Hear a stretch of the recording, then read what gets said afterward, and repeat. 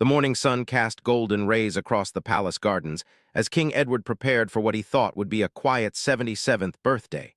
Little did he know that his family had been secretly planning something extraordinary for months.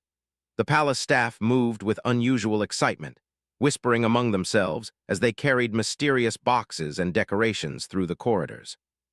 Princess Margaret, the king's youngest daughter, had flown in from Switzerland, where she worked as a humanitarian aid coordinator. She hadn't been home in 2 years, and her father believed she was still managing refugee camps in Eastern Europe.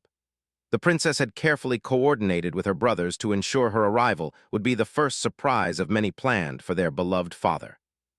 Queen Isabella, despite being 74 herself, had spent weeks personally overseeing every detail of the celebration. She remembered how her husband had always preferred intimate gatherings over grand state functions, so she designed the day around his personal interests rather than royal protocol. The queen had even convinced the royal chef to prepare the king's favorite childhood meal, shepherd's pie with extra gravy, something he hadn't requested in years due to his strict royal diet. The king's morning routine remained unchanged. He reviewed state documents in his private study, completely unaware that his personal secretary had been rescheduling meetings for weeks to clear his calendar. As he sipped his Earl Grey tea, King Edward noticed unusual activity in the gardens below, but assumed it was routine maintenance. The groundskeepers were actually setting up a small outdoor theater where local children from the village would later perform songs they had been practicing for months. Prince William, the heir apparent, had secretly returned from his diplomatic mission in Africa 2 days early. He had been working with local communities to establish sustainable farming practices, a cause close to his father's heart. The prince had documented his entire journey and prepared a special presentation showing how the king's environmental initiatives had transformed lives across 3 continents. This wasn't just a birthday gift, it was proof that his father's vision was creating lasting change. The king's personal valet, Thomas, had served the royal family for 35 years. He knew King Edward's habits better than anyone and had been instrumental in keeping the surprises hidden. Thomas had even managed to convince the king to wear his favorite casual clothes instead of formal attire, claiming it was perfect weather for a relaxed day in the gardens. The truth was that Queen Isabella wanted her husband to feel comfortable during the outdoor celebrations. As noon approached, the king decided to take his usual walk through the Rose Garden. This was exactly what his family had anticipated. The garden had been transformed into an outdoor exhibition showcasing 7 decades of the king's humanitarian work. Large photographs displayed moments from his reign, comforting disaster victims, opening hospitals, supporting environmental causes, and championing education reform. Each image told a story of compassion and leadership that had defined his character. The first surprise came when King Edward rounded the corner near his favorite bench. Standing there, wearing a bright yellow dress that reminded him of sunshine, was Princess Margaret. For a moment, the usually composed monarch was speechless. His daughter had inherited his height and his warm smile, but seeing her after 2 years brought tears to his eyes. They embraced for several minutes while palace photographers discreetly captured the emotional reunion from a distance. Princess Margaret explained that she had been planning this visit for months, coordinating with refugee organizations to ensure her temporary absence wouldn't disrupt ongoing projects. She had even brought photo albums documenting her work, knowing how proud her father was of her dedication to helping others. The king listened intently as she described building schools in war-torn regions and providing medical care to families who had lost everything. The conversation revealed something beautiful about their relationship. Despite being royalty, King Edward had raised his children to understand that true nobility came from service to others, not from titles or wealth. Princess Margaret's work represented everything he had tried to teach her about using privilege responsibly. As they talked, more family members began appearing throughout the garden, each carrying pieces of a celebration that would honor not just his birthday, but the legacy he had built through 7 decades of thoughtful leadership. The king realized this wasn't going to be the quiet day he had expected, but seeing his daughter's radiant smile made him grateful for whatever surprises lay ahead. Prince William appeared next, emerging from behind an ancient oak tree with a mischievous grin that reminded King Edward of his own childhood adventures in these same gardens. The prince had grown a beard during his time in Africa, making him look more mature than his 42 years, but his eyes still sparkled with the same enthusiasm that had driven him to climb every tree on the palace grounds as a young boy. The reunion between father and son was warm but different from the emotional embrace with Princess Margaret. These two men shared a unique bond built on shared responsibility and mutual respect for the crown's duties. Prince William immediately began sharing stories from his recent travels, describing how sustainable farming techniques were helping African communities become self-sufficient. He spoke passionately about solar-powered irrigation systems and drought-resistant crops, subjects that might bore others but fascinated the environmentally conscious king. What made this conversation special was how Prince William connected his work to lessons his father had taught him years earlier. During a family vacation when the prince was 12, King Edward had spent an entire afternoon explaining how proper land management could feed nations and prevent wars.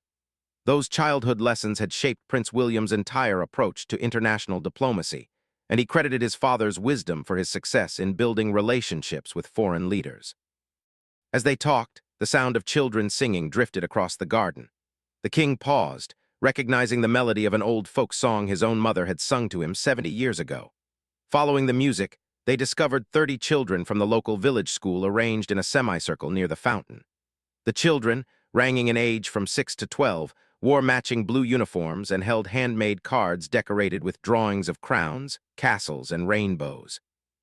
The choir director, Mrs. Patterson, had taught at the village school for 23 years. She remembered when Prince William and his siblings had attended local events as children, always polite and genuinely interested in meeting other young people. She had selected songs that represented different decades of King Edward's reign, each one connected to significant moments in the kingdom's history. The first song celebrated the king's coronation, with lyrics adapted to be age-appropriate while maintaining the dignity of the original composition. The children's voices were clear and sweet, though not perfect, and their obvious nervousness made the performance even more endearing. King Edward found himself humming along, remembering his own coronation day when he had been terrified but determined to serve his people honorably. The second song honored the kingdom's peacekeeping efforts during regional conflicts in the 1980s. The lyrics had been simplified to focus on themes of friendship and cooperation rather than political complexities, but the message was clear. King Edward's diplomatic efforts had prevented wars and saved lives. Several children held up drawings showing people from different countries holding hands, their artistic interpretation of international peace. During the third song, about environmental protection, 8-year-old Emma stepped forward to present the king with a special gift. She had grown a small oak tree in her family's garden, carefully tending it for 8 months under her grandfather's guidance. The little tree, planted in a hand-painted pot, represented new growth and hope for the future. Emma's grandfather was a retired palace gardener who had worked alongside King Edward to establish the kingdom's first national parks 40 years earlier. King Edward knelt down to Emma's eye level to accept the gift, and she whispered that her grandfather had told her the king loved trees more than treasure. This simple observation from a child perfectly captured something profound about his character.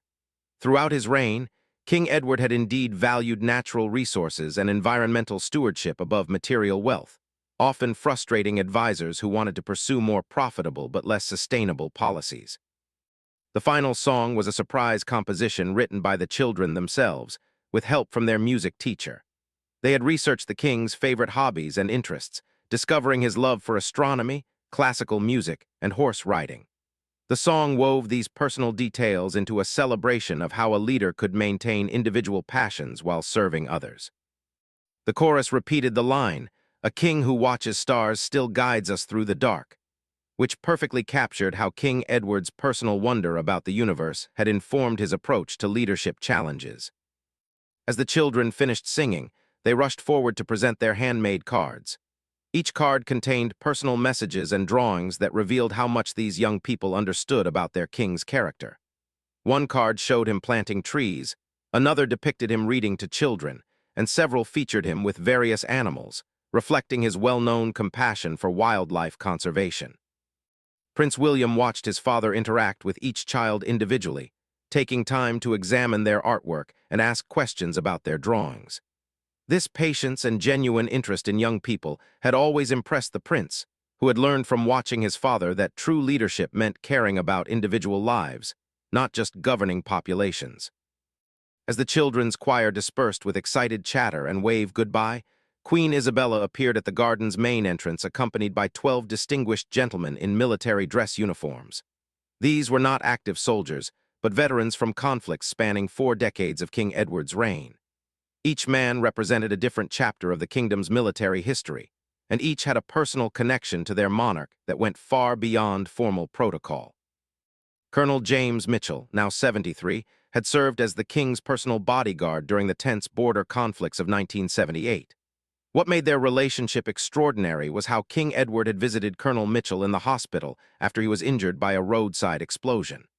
The king had spent 3 hours at his bedside, not as a ceremonial duty, but because he genuinely cared about the man who had risked his life for the crown. Colonel Mitchell still carried the handwritten letter the king had sent to his wife, expressing gratitude for her sacrifice and offering assistance with their children's education.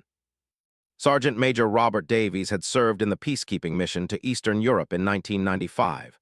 During that deployment, King Edward had made an unprecedented decision to visit the troops in an active conflict zone, against the strong advice of his security team. The king had insisted that if he was asking young men and women to risk their lives for peace, he should share that risk personally. Sergeant Major Davies remembered how the king had sat with soldiers around their field kitchen, eating the same basic rations and listening to their concerns about family back home. The third veteran, Captain Michael Torres, represented a more recent chapter. He had been wounded in the humanitarian mission to provide disaster relief after the great earthquake of 2019. King Edward had not only visited the disaster zone, but had worked alongside relief workers for 3 days, helping distribute supplies and comfort survivors. Captain Torres had watched the 71-year-old monarch carry water containers and help elderly evacuees to safety, demonstrating that leadership meant participating in solutions rather than just giving orders. What these veterans understood, and what made their presence so meaningful, was that King Edward had redefined what it meant to be a military commander-in-chief. Instead of staying safely in the palace while others faced danger, he had consistently chosen to share the risks and hardships of those who served under his authority. This wasn't reckless bravery, but thoughtful courage based on the principle that leaders should never ask others to face dangers they wouldn't face themselves. The fourth veteran, Lieutenant Colonel Sarah Chen, was the first woman to serve in the kingdom's special forces. She had been part of the rescue mission during the embassy siege of 2003, where King Edward had personally negotiated with hostile forces to secure the release of civilians. Lieutenant Colonel Chen had witnessed the king's calm demeanor under extreme pressure and his willingness to put diplomatic solutions ahead of military force whenever possible. As the veterans formed an informal honor guard around their king, each man and woman began sharing memories that revealed different aspects of his character. They spoke about his habit of remembering personal details about soldiers' families, his insistence on visiting wounded warriors regardless of his schedule, and his practice of writing personal condolence letters to families who had lost loved ones in service to the crown. What emerged from their stories was a portrait of a leader who understood that military strength wasn't just about weapons and strategy, but about the morale and dedication of the people who served. King Edward had built loyalty not through intimidation or formal authority, but through genuine care and shared sacrifice. These veterans hadn't gathered to honor a distant monarch, but to celebrate someone they considered a comrade who happened to wear a crown. The most touching moment came when Corporal Benjamin Walsh, the youngest of the group at 45, stepped forward with a leather-bound album. He had been severely injured in a training accident early in his career and had spent months recovering from burns covering 30% of his body. During his recovery, King Edward had visited the hospital repeatedly, not for media coverage, but because he felt personally responsible for every person hurt while serving the kingdom. The album contained photographs and letters documenting the king's visits during Corporal Walsh's recovery. In one photo, taken 3 months after the accident, King Edward was helping Corporal Walsh with physical therapy exercises. In another, they were playing chess during a particularly difficult period when infection had threatened the corporal's life. The letters revealed the king's genuine concern and his commitment to ensuring Corporal Walsh received the best possible medical care. Corporal Walsh's recovery had taken 2 years, and King Edward had remained involved throughout the entire process. When doctors said the corporal might never regain full use of his hands, the king had personally researched advanced treatment options and arranged for him to receive experimental therapy. When Corporal Walsh was finally cleared to return to limited duty, King Edward had personally welcomed him back with a new assignment that accommodated his physical limitations, while utilizing his experience to train other soldiers. The story represented something profound about King Edward's leadership philosophy. He didn't view soldiers as expendable resources, but as individuals whose welfare was his personal responsibility. This approach had created extraordinary loyalty throughout the military ranks and had contributed to the kingdom's reputation for having one of the most dedicated and effective military forces in the region. As the veterans concluded their impromptu ceremony, they presented the king with a simple wooden plaque carved with the military motto, "Service before self."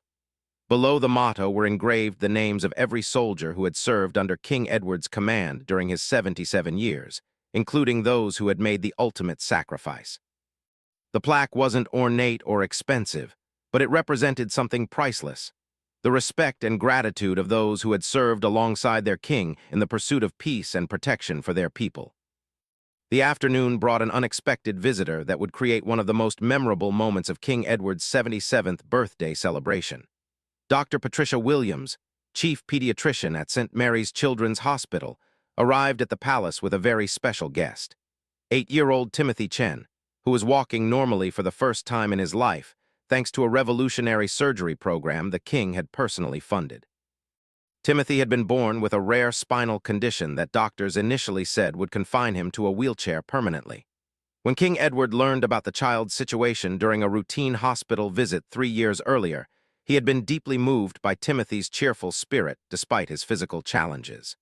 The boy had told the king that he dreamed of becoming a soccer player, even though he couldn't walk. Instead of offering empty reassurances, King Edward had quietly begun researching experimental treatments. Dr. Williams explained how the king had contacted leading spinal specialists around the world, eventually connecting with a research team in Germany that was developing groundbreaking surgical techniques. The procedure was expensive and risky, with no guarantee of success, but King Edward had personally funded Timothy's treatment and arranged for his family to travel to the German medical center. Throughout Timothy's year-long treatment and recovery, the king had maintained regular contact with the family, sending encouragement and ensuring they had everything needed for the long rehabilitation process. The moment when Timothy took his first independent steps had been captured on video, which Dr. Williams now shared with the king on her tablet. The footage showed Timothy, supported by parallel bars, taking 3 careful steps while his parents cried with joy in the background. What made the video even more special was Timothy's immediate reaction. He had asked if someone could call the king to share the good news because the king helped make this miracle happen. Timothy's presence at the birthday celebration wasn't just about celebrating his recovery. It represented King Edward's approach to using royal resources for meaningful change. Rather than spending money on ceremonial luxuries, the king had consistently directed funds toward medical research, education, and programs that improved individual lives. Timothy was living proof that these investments created real miracles for real families. The boy had brought a handmade thank you card featuring a drawing of himself playing soccer with King Edward. The artwork was simple but profound, showing 2 stick figures kicking a ball together under a bright yellow sun. Timothy had written, "Thank you for helping me walk to my dreams," in careful 8-year-old handwriting. When he presented the card, Timothy demonstrated his progress by performing a small soccer trick, balancing the ball on his foot for several seconds before gently kicking it to the king. Dr. Williams had prepared a comprehensive report showing how the king's medical funding had impacted hundreds of families over the past decade. The Timothy Chen case was remarkable but not unique. King Edward had quietly supported dozens of children facing rare medical conditions. What made his approach special was his personal involvement in each case. He didn't simply write checks, but stayed connected with families throughout their journeys, offering emotional support alongside financial assistance. The conversation revealed how King Edward had established a discreet medical fund operated through the palace's charitable foundation. This fund specifically targeted cases where children needed experimental treatments not covered by standard health care. Dr. Williams served as the fund's medical advisor, identifying cases where royal intervention could make the difference between hope and despair for desperate families. As Timothy played soccer with Prince William in a cleared area of the garden, another surprise group began arriving. 12 university students from various academic institutions around the kingdom. These young people represented the King Edward Educational Initiative, a scholarship program that had supported over 3,000 students from low-income families during the past 20 years. Professor Elizabeth Harper from the Royal University accompanied the students and brought documentation of the program's incredible success rate. 93% of scholarship recipients had graduated, and 87% had gone on to careers in public service, medicine, education, or environmental science. These weren't coincidental statistics. The scholarship program specifically sought students who demonstrated both academic excellence and commitment to helping others. Among the students was Maria Santos, now 22, and completing her medical degree with plans to specialize in pediatric surgery. She had grown up in a single-parent household where paying for university would have been impossible without royal assistance. Maria's story was particularly meaningful because she had been inspired to pursue medicine after meeting King Edward during her scholarship interview 5 years earlier. When she had mentioned wanting to help sick children, the king had connected her with Dr. Williams for volunteer opportunities at the Children's Hospital. Another scholarship recipient, David Kim, was finishing his engineering degree with focus on sustainable energy systems. His innovative work on solar panel efficiency had already attracted attention from international research teams. David credited the king's environmental speeches with inspiring his career choice, and he had spent summers working on renewable energy projects in rural areas of the kingdom. The third student, Jennifer Walsh, was pursuing a teaching degree with specialization in early childhood development. She had overcome significant learning disabilities in elementary school. With help from educational programs the king had established for students with special needs. Jennifer's presence represented the cyclical nature of the king's educational investments. She had benefited from royal programs as a child, and now planned to dedicate her career to helping other children overcome similar challenges. Professor Harper explained how the King Edward Educational Initiative had evolved beyond simple tuition assistance. The program now included mentorship opportunities, internship placements, and career guidance designed to help students maximize their potential for serving others. Students weren't just receiving financial aid. They were being prepared to become the next generation of leaders committed to continuing the king's vision of service-oriented leadership. The most remarkable aspect of these educational stories was how they demonstrated the long-term impact of investing in individual potential. Each scholarship recipient represented not just one transformed life, but the ripple effect of positive change those individuals would create throughout their careers. Timothy's medical miracle was immediate and dramatic, but these educational investments were creating sustained transformation across multiple generations. As the sun began to set over the palace gardens, painting the sky in brilliant shades of orange and purple, the final surprise of King Edward's 77th birthday celebration emerged from the ancient forest that bordered the royal grounds.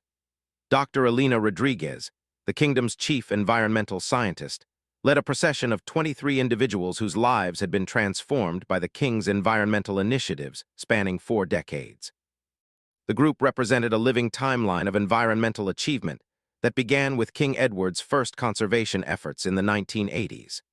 Back then, most world leaders viewed environmental protection as a luxury that developing nations couldn't afford. But King Edward had taken the revolutionary position that environmental health was essential for long-term economic prosperity and social stability. At the front of the procession walked Marcus Thompson, now 58, who had been one of the first park rangers hired when King Edward established the kingdom's national park system in 1987.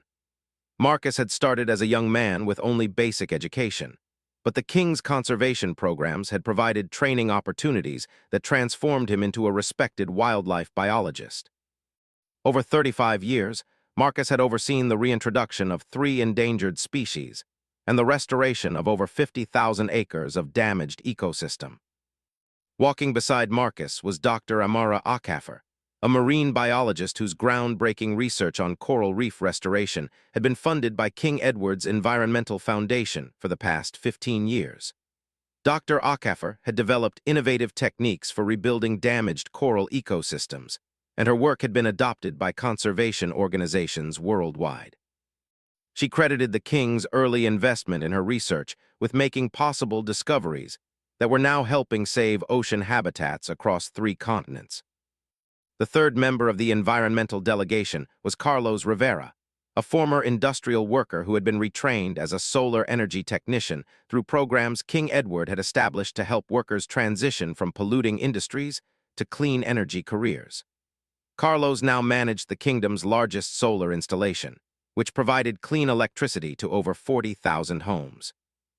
His transformation from coal plant worker to renewable energy specialist represented the king's vision that environmental protection should create new opportunities rather than simply eliminate old jobs. Dr. Rodriguez carried with her a detailed report documenting the remarkable environmental achievements of King Edward's reign.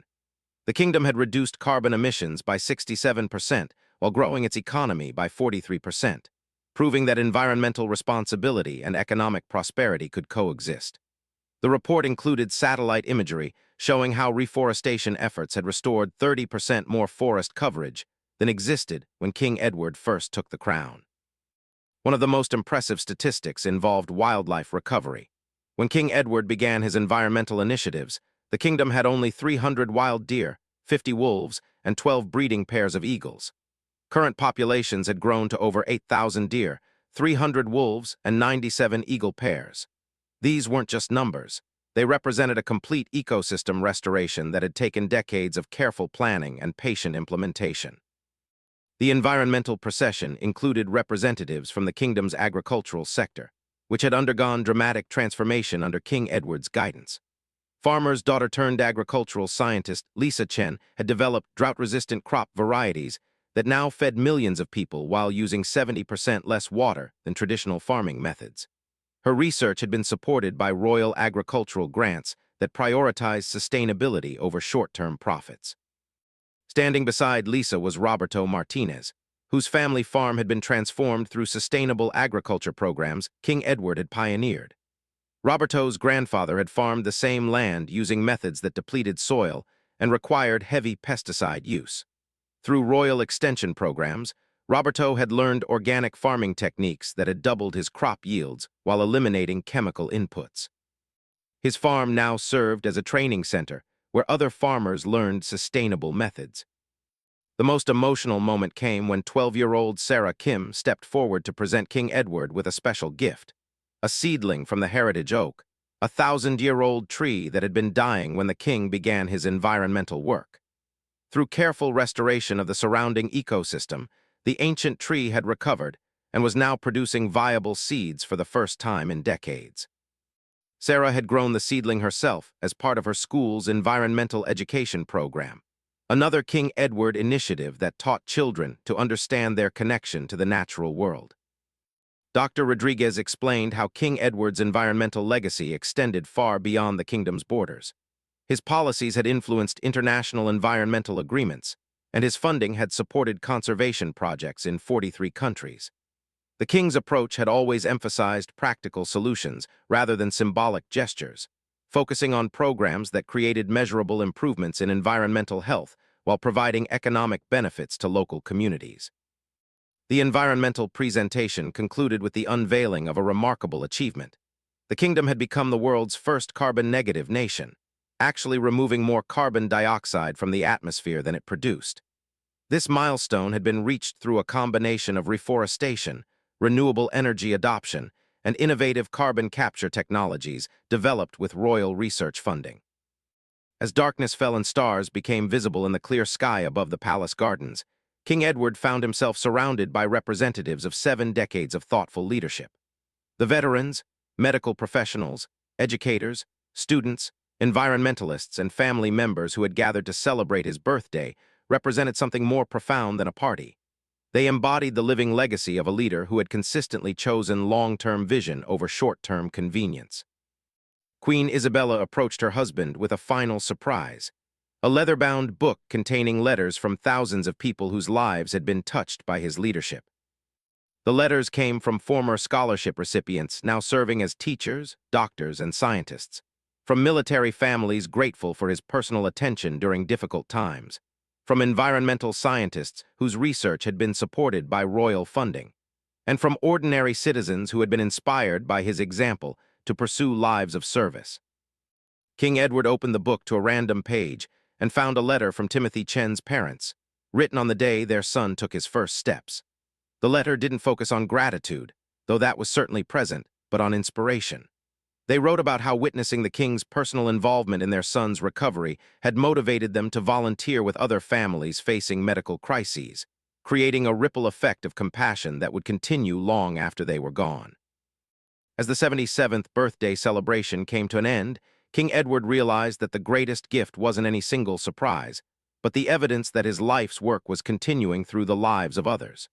The children who had sung for him would grow up understanding that leadership meant service.